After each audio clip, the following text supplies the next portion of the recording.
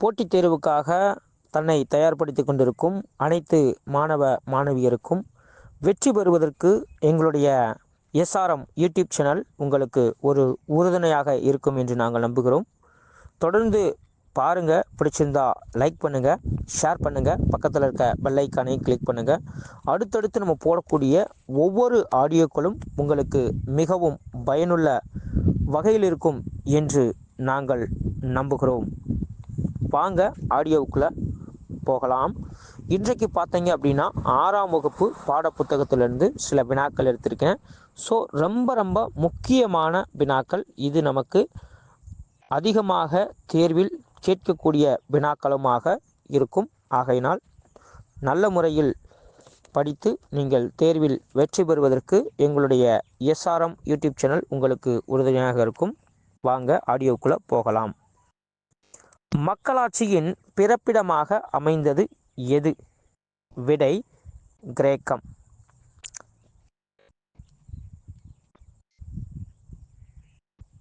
டொமாஸ் என்ற ஆங்கில சொல்லின் பொருள் என்ன? விடை மக்கள். நேரடி மக்களாட்சியை பின்பற்றும் நாடு எது? விடை சுவிட்சர்லாந்து.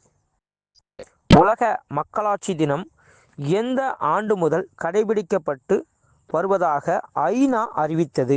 விடை 2007.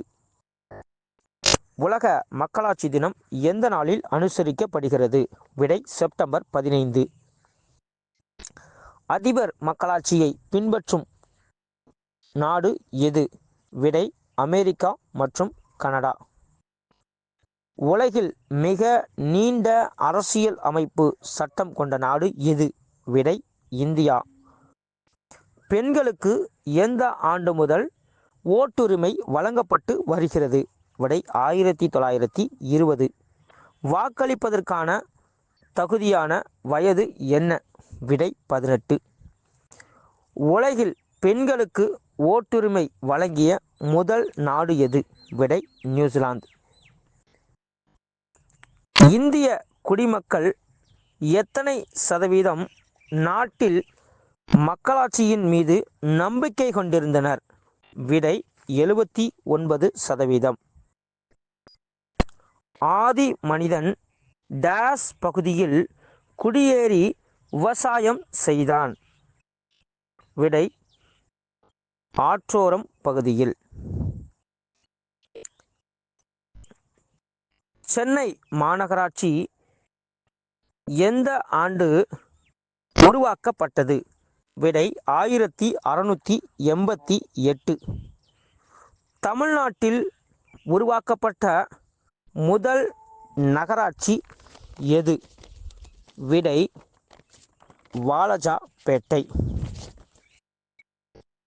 10 லட்சத்திற்கு அதிகமாக மக்கள் தொகை கொண்ட பகுதியை எவ்வாறு அழைப்பர்?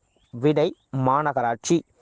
தமிழ்நாட்டில் தற்போது உள்ள மாநகராட்சிகளின் எண்ணிக்கை என்ன? விடை 25.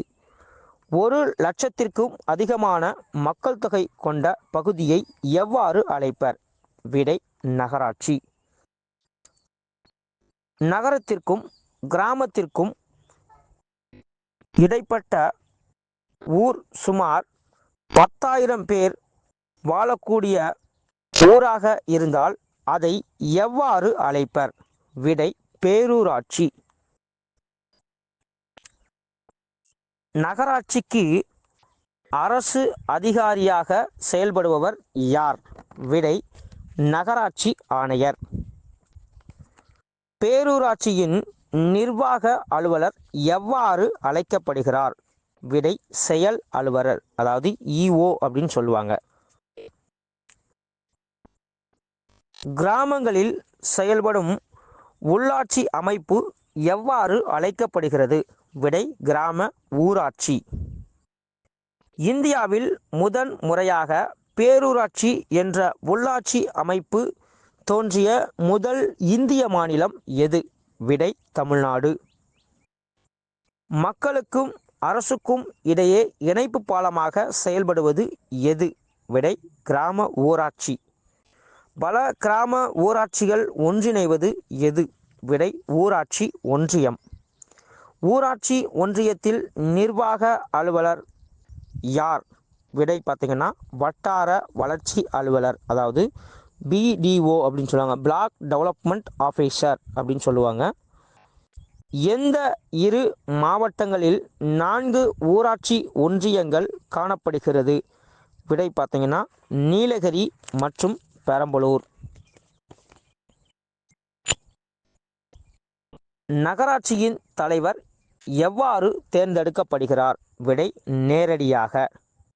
மாநகராட்சியின் தலைவர் யார்? விடை மேயர். 50,000த்திற்கும் அதிகமான மக்கள் தொகை கொண்ட பகுதியை எவ்வாறு அழைப்பர்? விடை மாவட்ட ஊராட்சி. மக்களாட்சி அமைப்பின் ஆணிவேராக செயல்படுவது எது? விடை கிராம சபை. பஞ்சாயத்து ராஜ் சட்டம் எப்போது கொண்டு வரப்பட்டது? விடை 1992 ஏப்ரல் 24. தேசிய ஊராட்சி தினம் எந்த நாள் அனுசரிக்கப்படுகிறது? விடை ஏப்ரல் 24. உள்ளாட்சி அமைப்புகளில் பெண்களுக்கு எத்தனை சதவீதம் இடஒதுக்கீடு வழங்கப்பட்டு வருகிறது? விடை 33%. 2011 நடைபெற்ற உள்ளாட்சி தேர்தலில் பெண்களுக்கு எத்தனை சதவீதம் வெற்றி பெற்றுள்ளார்கள்? விடை 38%. 2014ஆம் ஆண்டில் தமிழக அரசு பெண்களுக்கு உள்ளாட்சி தேர்தலில் எத்தனை சதவீதம் இடஒதுக்கீடு வழங்குவதாக சட்ட திருத்தம் மேற்கொள்ளப்பட்டது? விடை 50%. உள்ளாட்சி பிரதிநிதிகளின் பதவிக்காலம் என்ன? விடை 5 ஆண்டுகள். உள்ளாட்சி தேர்தலை நடத்துவது யார்? விடை மாநில தேர்தல் ஆணையம். தமிழ்நாடு மாநில தேர்தல் ஆணையம் அமைந்துள்ள இடம் எது? விடை சென்னை, கோயம்பேடு.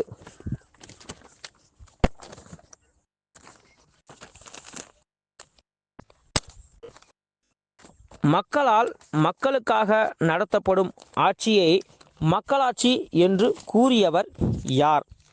விடை ஆபிரகாம் லிங்கன்.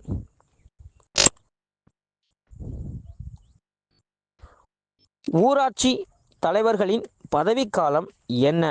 விடை 5 ஆண்டு. உள்ளாட்சி அமைப்புகளுக்கான தேர்தல் எத்தனை ஆண்டுகளுக்கு ஒரு முறை நடத்தப்பட்டு வருகிறது? விடை 5 ஆண்டுகள். நன்றி நண்பர்களே. தொடர்ந்து நம்முடைய யூடியூப் சேனலை பாருங்கள், சப்போர்ட் பண்ணுங்கள். இந்த வினாக்கள் அனைத்தும் உங்களுக்கு மிகவும் பயனளிக்கும் என்று நான் நம்புகிறோம். உங்களுடைய கமெண்டை தெரிவிங்க. அடுத்தடுத்து நம்ம போடக்கூடிய ஒவ்வொரு ஆடியோக்களையும் பாருங்கள். நீங்கள் தவறாமல் நோட்ஸ் எடுத்து படிங்க. Thank you friends.